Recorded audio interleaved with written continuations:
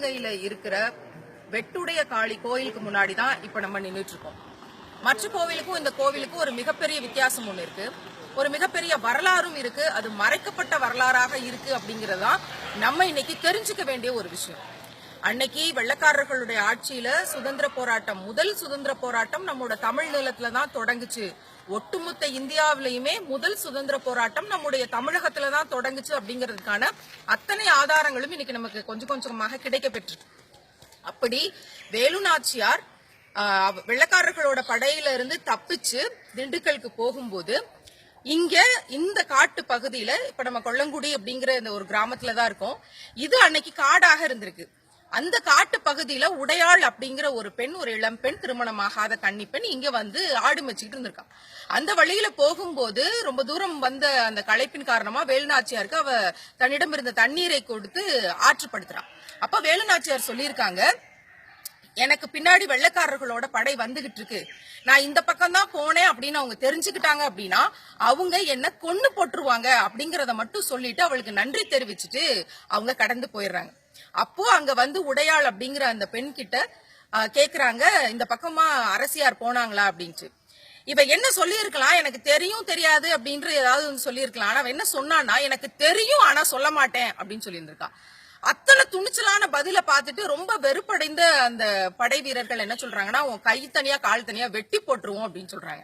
அதுக்கு அந்த உடையாள் அப்படிங்கிற அந்த பெண் சொல்றா, என்ன நீங்க வெட்டி போட்டாலும் நான் சொல்ல மாட்டேன், எங்க அரசியை காப்பாற்ற வேண்டியது என்னுடைய கடமை அப்படின்னு சொல்றாங்க. பேசிக்கிட்டு இருக்கும் போதே ஒரு கையை வெட்டுறாங்க, நான் சொல்ல மாட்டேன்னு சொல்றா. இன்னொரு கையை வெட்டுறாங்க, நான் சொல்ல மாட்டேன்னு சொல்றா. கால் ரெண்டையும் வெட்டி போடுறாங்க. புத்துயிரும் கொலையுருமா இருக்கிற அந்த நேரத்திலையும் என் அரசியை, என் நாட்டை காப்பாற்ற வேண்டியது என்னுடைய கடமை, நான் சொல்ல மாட்டேன்னு சொல்லிக்கிட்டு இருக்கும் போதே கழுத்து தனியாக வெட்டப்படுகிறது.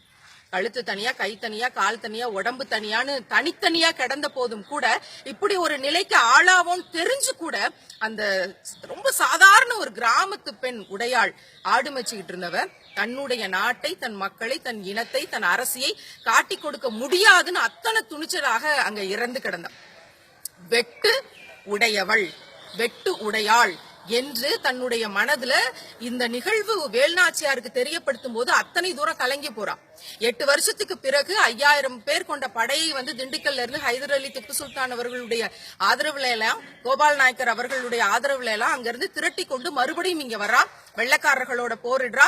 எந்த வெள்ளைக்காரர் 2 பேர் தன்னுடைய கணவனை கொன்னாங்களோ அவங்கள மறுபடியும் களத்துல நின்று நேரடியாக வாள் எடுத்து வென்று வீசி வெற்றி பெற்று அரியாசனை ஏற போறாங்க. அம்மா வாங்க அரண்மனைக்கு போலாம் அப்படின்னு தளபதிகள் கூப்பிடும் போது வேலுநாச்சியார் சொன்ன பதில் என்னன்னா, இல்ல, படை அத்தனையும் கொல்லங்குடி காட்டுக்கு திருப்புங்க அப்படின்னு சொல்றாங்க. அந்த கொல்லங்குடியில தான் நிக்கிறோம். கொல்லங்குடி காட்டுக்கு இந்த இடத்துக்கு வேலுநாச்சியார் வர்றாங்க. வந்த பிறகு எந்த உடையாள் அப்படிங்கிற அந்த சின்ன பொண்ணு தன்னை காட்டி கொடுக்காம மறுபடியும் ஒரு நல்ல ஆட்சி, மறுபடியும் தமிழர்களுடைய வெற்றி, இந்தியாவுக்கு எதிரான சுதந்திர போராட்டத்தை இன்னைக்கு வெற்றிகரமா நம்ம நடத்துறதுக்கு இந்த உடையாளுங்கிற பெண், எந்த உடையாள் உயிரை கொடுத்து தன் நாட்டை காப்பாற்றினாலும் அந்த உடையாளுக்கு இங்க கோயில் எழுப்பணும்னு இங்க நின்று கண்ணீரஞ்சலி செலுத்திட்டு அதன் பிறகுதான் அரியாசனம் ஏறினாங்கன்ற வரலாறு.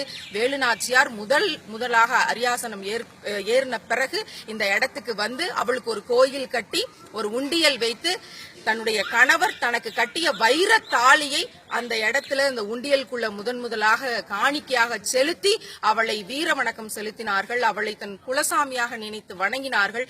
எப்போதும் எது செய்தாலும் உடையாளை வணங்கிவிட்டுத்தான் செய்வார்கள் அப்படிங்கிற வரலாறு இந்த நிலத்துக்கு உண்டு. ஆனா இங்க வந்து கோயிலை சுத்தி பார்த்தோம்னா இந்த வரலாறோ, வேலுநாச்சியார் என்ற பெயரோ, அவளுடைய இந்த வீர வரலாறோ, வெற்றி சரித்திரமோ, ரத்தம் படிந்த அந்த சுதந்திர போராட்ட வரலாறோ எங்கேயுமே எதுலயுமே எழுதப்படல. ஆனா இந்த கோவிலினுடைய வரலாறுன்னு சொல்லி இந்த புத்தகம் வந்து இங்க விக்கிறாங்க.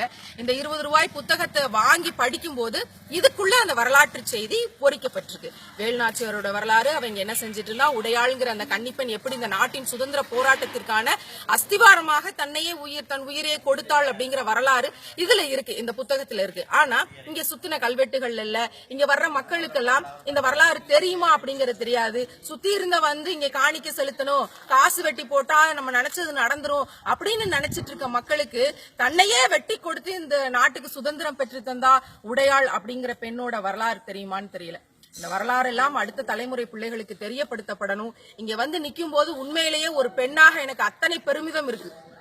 வேலு நாச்சியார் அப்படிங்கிற ஒரு அரசி எவ்வளவு பெரிய வீரத்தின் அடையாளமாக இருக்காளோ அதே போல உடையாள் அப்படிங்கிற இந்த பெண்ணும் மிக சாதாரண கிராமத்தில் ஆடு மேய்ச்சு கொண்டிருந்த எந்த வீரத்திலும் அந்த அரசிக்கு சளைத்தவள் கிடையாது அப்படிங்கிற பெருமிதம் ஒரு பெண்ணாக, ஒரு தமிழச்சியாக, ஒரு மான தமிழச்சியாக மரம் என்கிற உணர்வை, அந்த வீரம் அப்படிங்கிற உணர்வை இந்த நிலத்திலிருந்து என்னால் முழுமையாக உணர முடியுது அப்படிங்கறதா இந்த நிலத்தில் இருக்கும் அத்தனை தமிழ் பெண்களுக்கும் இந்த மர உணர்வை உணர்வதற்கு இந்த இடத்துக்கு வாங்க, இந்த வரலாற்றை படிங்க. உள்ள இருக்கிற சிலை அப்படிங்கிறது ஏதோ தெய்வ வழிபாடு அப்படிங்கறதுல அதற்கு பின்னால் இந்த சுதந்திர போராட்ட வரலாறும், இந்த தியாகமும், இந்த தமிழ் நிலத்தில் இருக்கக்கூடிய பெண்களினுடைய வீரமும் அடங்கி இருக்கு அப்படிங்கறத எல்லாரும் இங்க வந்து பார்த்து இதை புரிந்து கொள்ளணும் அப்படிங்கறதா இந்த பதிவின் மூலமாக நாம் இன்றைக்கு சொல்லும் செய்தி. புரட்சி ஓங்கட்டும்.